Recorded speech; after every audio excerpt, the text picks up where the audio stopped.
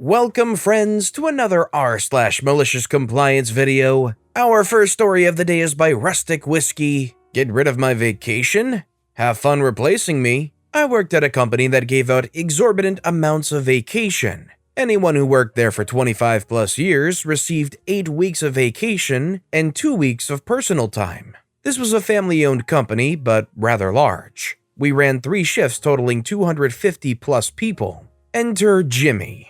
Jimmy was a grizzled old man. He started at the company when he was just 20. Now he was 63 and gave absolutely zero care. Jimmy also knew how to make a specific part for our product, him and one other higher up in the office. One day, the plant owner comes out and announces he's selling to a corporation. He's older and ready to retire. He promises that there will be very little change and wishes us all well. The new company comes in and immediately goes after many of the great benefits we had. The first thing they do is cut everyone's max vacation down to 4 weeks and do completely away with personal time. Anyone who's maxed out had until December 31st of that year to use it up, and they wouldn't pay it out. They then go into the office and clean house, firing anyone who's close to retirement, including Jimmy's backup. But they also do away with one very important rule. You no longer have to get vacation approved, you can just call in and take it. Jimmy is pissed, and they know it. They realize he's the only one in the building that can do his job now. So they hire a new kid for him to train, most likely to permanently replace Jimmy. So, Jimmy does what anyone would do. He calls in the first training day for the new hire and lets us know he's going to use all of his PTO at once and promptly takes 10 weeks off. We had a backstock of parts he had made, so it wasn't too unnerving, but for 10 weeks, Jimmy went and applied to other jobs, found one, and started.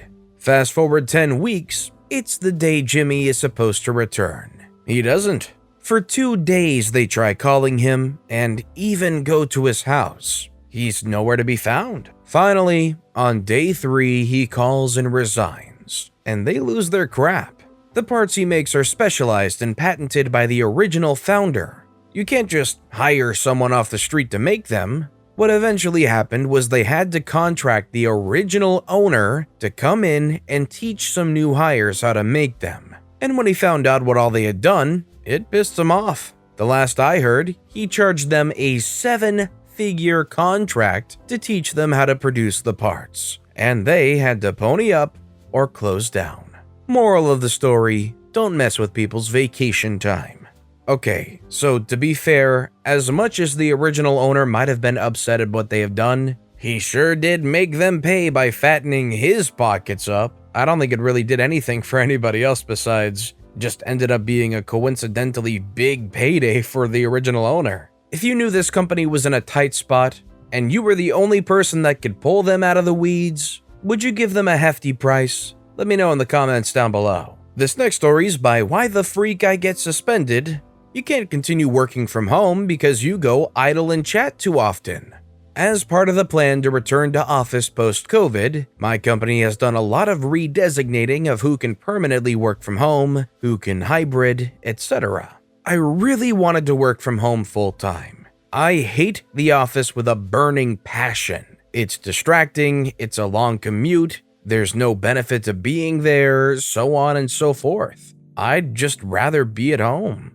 Well, when we thought May was going to be go back to office time, they started giving out the new designations. I got designated as in office full-time. It made no sense to me. I work on a team of 8 people, and each of us is in a different office somewhere in the country. I've literally never been to an in-person meeting or needed to do in-person work in 3 years at this company. Every single other person on my team got designated to work from home. So I brought it up with my boss and asked to work from home. When I started at this company and lived elsewhere, I got to work from home for 4 months before I moved, and the past 14 months during COVID have been at home. So 18 out of 36 months at the company have been work from home. What I was told is that I go idle too often in chat to trust to work from home. Basically, we have a company-wide IM system that shows you as available, idle, or in a meeting. If you don't touch your keyboard for 5 minutes, you show as idle. So they've decided to use this as a measure for who is working and who isn't. The thing is, like many people in many types of jobs, I don't have crap to do for a full 8 hours every single day. The amount of work I have to do on a typical day takes 3 to 5 hours of actual attention. There simply isn't something to do all the time. My performance numbers actually went up working from home. By all objective KPI numbers, I'm a better worker at home. In fact, in the KPIs that I don't flat out lead the team in, I come in second. There isn't work to do that I'm neglecting or procrastinating. When something comes up, I simply do it until it's done or until I can't do anymore due to waiting on someone else, then stop.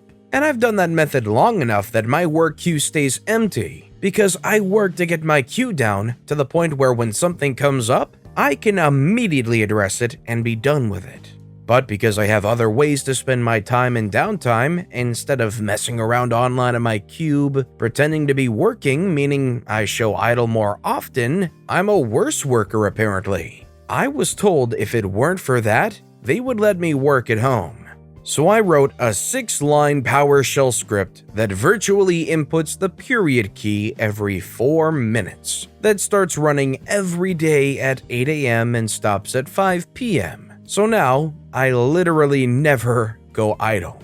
I do the same amount of work and still read books, watch TV, and play video games on the side. But I have a shiny green check next to my name all day. Because of COVID complications, they eventually said no going back until after Labor Day. I just had a meeting with my boss and he said over this time, they've noticed I go idle a lot less than I used to, so they're changing my designation to work from home.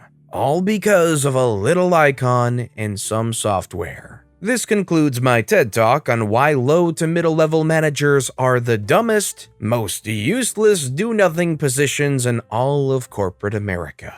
I guess you just wish that they would judge based on production. Some of the best jobs you can possibly have are the ones where they tell you, get this done within this amount of time, I don't care how you do it. And they just let you be, and as long as you do it and potentially excel, everything's hunky-dory. Just because of that little icon, they ran the risk of upsetting one of their highest performing employees. Not a good look for the company. This next story is by ZG1400AF.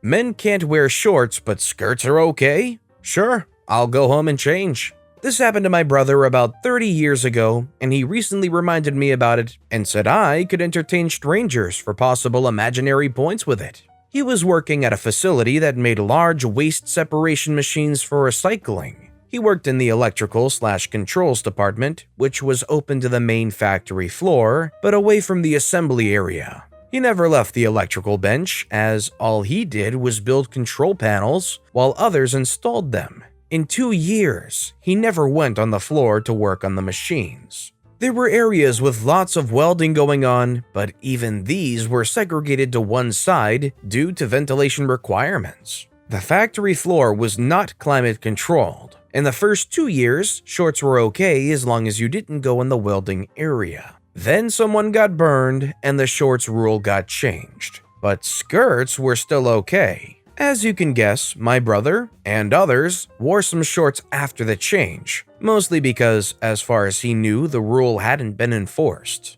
Then the day came when the owner turned on the enforcement and decided to call my brother out on it first. The gist of a 30-year-old conversation from memory went something like this. The owner said, "You need to go home and change." Bro said, "I'm not the only one wearing shorts. I'll be sending everyone wearing them home to change." Bro says, "Are the women on the floor wearing skirts going to have to change?"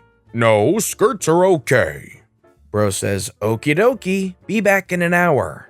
Not long before this, our grandmother decided to get really into genealogy, like go to libraries and courthouses and graveyards for pencil rubbings into. She had traced us back to the Scottish Highlands, and after finding this out, my brother did exactly what Kirk Lazarus later warned against doing and went a little nuts, self-admittedly now, immersing himself in our newly discovered heritage. So my brother shows back up to work, proudly wearing his walking kilt. The next week, there was yet another rule added and enforced, and my brother was not very well liked among the female employees after that. At least they were being nice to the ladies until OP's brother forced their hand and had to make them make a rule. I kind of understand from the company's perspective though, it's just the whole liability of it all. This next story's by White Lady. You're going to cancel my vacation leave because I got sick? Okay. My vacation leave credits expire next month, so I requested 5 days off, hoping to go home to my family and get some rest. Only one of them got approved, and it's in the middle of the week, reasoning being that we're short-staffed as usual. I suddenly had a very bad flare-up of arthritis in the beginning of last week. I could barely sit up, and walking up the stairs to get to my workstation, I work at home, is out of the question. So I took a day off, and my boss said, okay, that's fine, but we're going to have to cancel your vacation leave since you're going to rest anyway. It's not like I had any rest when I was writhing on my bed in pain. Spite empowered me, and I managed to get to a hospital with the last of my strength and my boyfriend's help to get my fluids drained. I felt a lot better, but I was in so much pain in the beginning that my doctor seemed to take pity on me and gave me 5 days rest. And he told me to just contact him if I needed more. I was only planning to rest it out for a day or two more, but I ended up having the whole week, or more if I feel like it, to myself, feeling much better. I was even able to go home. The best thing is that it's all paid since I also have plenty of sick leave credits left, and there's nothing they can do about that. I mean, I think medical situations in general can be overly downplayed or not respected enough is, I guess, a way to kind of put it. It's good that there's these rules and regulations in place that make sure that OP could get to a doctor, get a diagnosis, and get prescribed time off. And our final story of the day is by General Rap. Middle managers' quest for higher call volumes drive away business. I had a sales job where the middle manager of the year, we went through them semi-quickly, pretty much the entire sales team was considered expendable if even a single quarter went low, regardless of how long you'd been there with the company, had decided that his big metric for success was going to be outbound phone calls. Apparently, we'd sell more stuff the more we bugged people. He had IT whip up an automated weekly report from the VoIP system that he'd forward to the whole team every Friday at the end of the day, so we could see how we did compared to everyone else / the weekly goal he'd set based on how he was feeling that Monday morning. Thing is, we were in channel sales, i.e. B2B. Businesses know when they need stuff and how much of it they need, and they hate being pestered to order all the time. I immediately lost a few clients due to my middle manager's quest to drastically increase outbound calls, because the clients specifically asked me to stop calling, but my job was on the line if I didn't meet my call quota weekly. So they just stopped buying from us because it was too much of a hassle. Middle manager didn't care. It was his way or the highway. So, in order to survive, I couldn't afford to lose any more clients, or I'd lose my job due to not meeting my quarter-over-quarter and year-over-year goals. I found out which of my clients had circular phone systems, i.e. you call, and if you don't press anything, they just loop you through their options indefinitely. More small or medium businesses have crappy systems like this than you'd first expect. And then dialed those clients semi-randomly and just let my outbound call minutes rack up while my headset was laying down on my desk with the volume all the way down.